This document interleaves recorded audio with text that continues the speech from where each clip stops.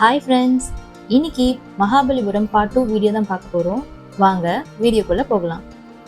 இப்போ பார்த்துட்டு இருக்கிறது அர்ஜுனன் தபசு.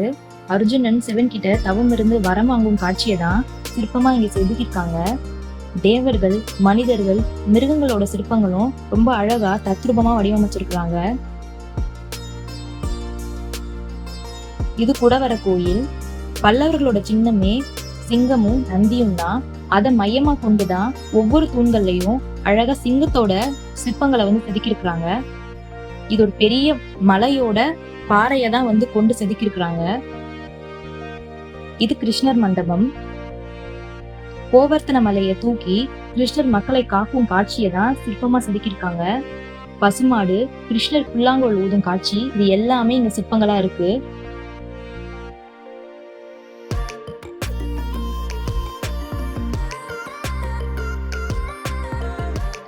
இது கிருஷ்ணரோட வெண்ணெய் உருண்டை. ஆனா கிருஷ்ணருக்கும் இதுக்கும் எந்த சம்பந்தமும் இல்லை, பேர் அப்படி வச்சிருக்காங்க. இது 250 டன் எடையை கொண்டது. இங்க ஒரு ஹேண்ட் சிம்பிள் காட்டுறேன் இல்லையா, இந்த இடத்துலதான் அந்த காலத்துல சறுக்கி விளையாடுவாங்களாம். அதோட அடையாளம் தான் இது. ஆடுபுலி ஆட்டம், தாயம், பல்லாங்குழி, சோழி, இது எல்லாமே விளையாண்டதுக்கான அறிகுறி இது. இந்த ஒரே பாறையில யானை, மயில், குரங்கு, இது மூணுத்தையும் செதுக்கியிருக்காங்க. இது லிங்க கோயில்.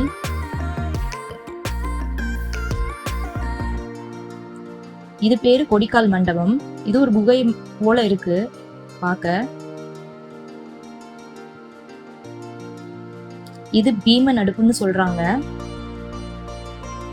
இது கணேச ரதம். ஆனா இது எதுவுமே முழுசா கட்டமைக்கப்படல. முன்னாடி சிவனுக்கான உண்டான ஒரு கோவில அமைக்கப்பட்டாலும் பின்பு இதை விநாயகரை வச்சு வழிபாடுறாங்க. இப்பவும் வழிபாட்டுல தான் இருக்கு இந்த இடம். இது வராக குகை. இந்த இடத்துல வராகர் பூதேவியை தூக்கும் காட்சியும், கஜலட்சுமி, அதுக்கடுத்து துர்கையோட காட்சியும் இங்க சிற்பமா இருக்கு. இது ராய கோபுரம். இது வெறும் அடிப்பகுதி மட்டும்தான், முழுசா எதுவுமே கட்டமைக்கப்படல, எதுவும் கட்டியும் முடிக்கல. நிறைய சிற்பங்கள் இங்க ஃப்ரண்ட்ல அழகா செதுக்கியிருக்காங்க. 10 அவதாரங்கள், கிருஷ்ணரோட 10 அவதாரங்கள் எல்லாமே இங்க அழகா செதுக்கியிருக்காங்க. இங்க ஒவ்வொரு தூண்களும் பெரிய பெரிய பாறாங்கற்களை கொண்டுதான் பண்ணிருக்காங்க.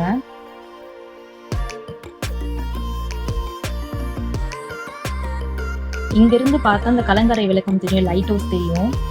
இந்த படிக்கட்டுலாம் கொஞ்சம் பார்த்து ஏறுற போலதான் இருக்கு. இது லைட் ஹவுஸ் வியூ.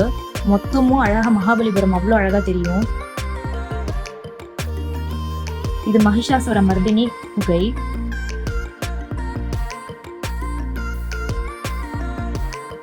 இங்க அனந்த சயன சிற்பங்களும் மகிஷன துர்க்கை எதிர்க்கும் காட்சியும் தான் அழகா செதுக்கியிருக்காங்க.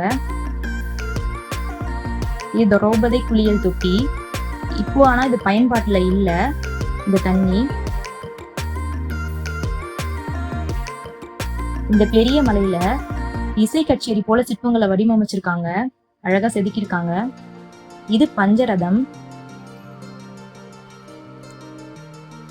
பஞ்ச பாண்டவர்களோட ரதம்னு சொல்றாங்க. மொத்தம் 5 ரதம் இருக்கு இங்க. இது நகுல சகாதேவ ரதம். இதுல ஒரு யானைய பெரும் கல்லுல செதுக்கியிருக்காங்க. இதுதான் நகுல சகாதேவ ரதம். இது இந்திரனுக்கான கோயில்.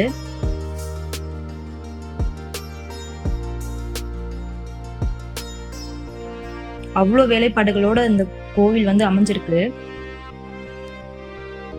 இது பீமரதம். பேரு பீமரதமா இருந்தாலும் இது திருமாலுக்கான கோவில். ஒவ்வொன்றுலயும் சிங்கமுகம் அழகா செதுக்கியிருக்காங்க அந்த தூண்கள்ல.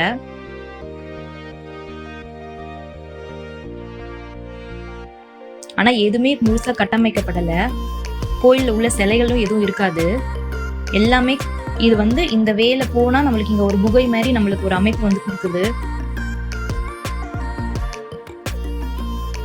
எல்லாமே கற்கள்ல, முக்காவாசி கற்கள்ல தான் செஞ்சிருக்காங்க.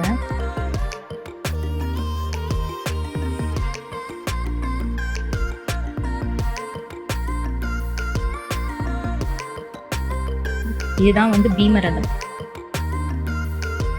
இது கொற்றவை. திரௌபதிக்கும் அர்ஜுனருக்கும் ஒன்னா பக்கத்து பக்கத்துலயே ரதங்கள் இருக்கு. இது கொற்றவை திரௌபதிக்கான ரதம்.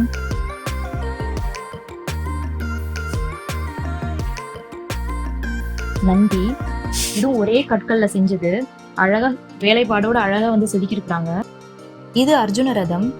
முருகப்பெருமானுக்காக இந்த கோவில் அமைக்கப்பட்டாலும் கருவறைக்குள்ள எந்த சிலைகளும் கிடையாது. கோவில் முழுமையாகவும் முடிக்கப்படல.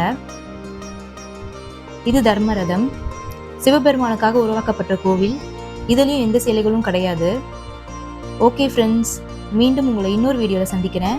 இந்த வீடியோ பிடிச்சிருந்தா லைக் பண்ணுங்க, ஷேர் பண்ணுங்க. தமிழ் எனும் நான் யூடியூப் சேனலை சப்ஸ்கிரைப் பண்ணுங்க.